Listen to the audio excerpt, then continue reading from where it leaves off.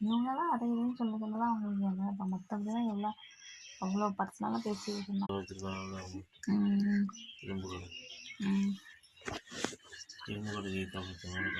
ஆமாம்.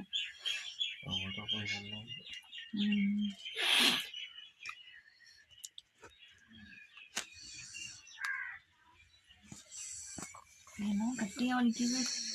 ஐயோ அம்மா சாக போகிறேன்.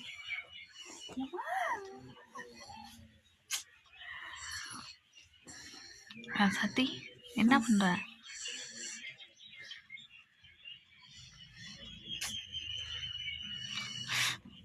வேறு இந்த மாதிரி இல்லைன்னா நிச்சயமாக வலிக்கலாம். உங்கள் கையை உடச்சி போடுறது ஃபஸ்ட்டு உடச்சி போனேன்.